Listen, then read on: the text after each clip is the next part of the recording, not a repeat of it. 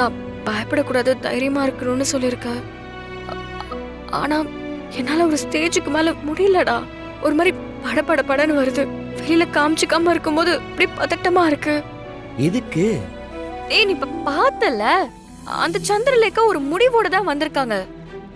எத்தனை தடவைடா விசாரணைன்னு போட்டு படுத்துறாங்கடா. அவங்க எத்தனை தடவை விசாரிச்சாலும் நம்ம தெளிவா இருந்தோம்னா அவங்களால ஒண்ணும் பண்ண முடியாது.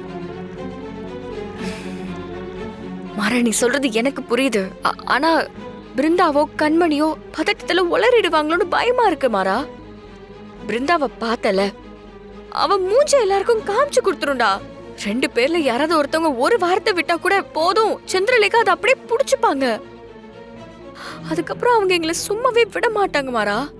நடக்காததை பத்தி நீ ஏன் யோசிச்சுட்டு இருக்க? ஹே, ஆ?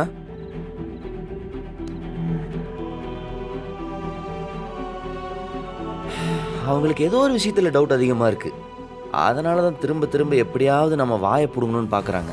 இல்லடா, அவங்க என்னமோ இந்த கேஸ்ல பர்சனல் இன்ட்ரெஸ்ட் காட்டுற மாதிரி இருக்கு.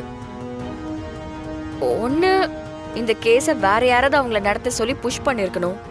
அப்படி இல்லனா இந்த கேஸ்ல அவங்களுக்கு வேற ஏதோ ஒரு மோட்டிவ் இருக்கணும் மாறா. ஏண்டா, அவங்களுக்கு இருக்கிற 1000 கேஸ்ல இதுவும் ஒரு கேஸ். ஆனா இந்த கேஸுக்கு இவ்ளோ இம்பார்ட்டன்ஸ் கொடுக்கணும்னு என்ன அவசியம் இருக்கு? என் மைண்ட்லயே இதே தான் ஓடிக்கிட்டு இருக்கு. முதல்ல அந்த மோட்டிவ் என்னங்கறத கண்டுபிடிக்கணும். சரி, நீ கீழே போயிட்டு உங்க அக்கா தங்கச்சிக்கிட்ட கொஞ்சம் மனசு விட்டு பேசு. கொஞ்சம் தைரியமா இருக்கு சொல்லு. டேய், எங்கடா, சொல்லிக்கிட்டே தான் இருக்கேன்.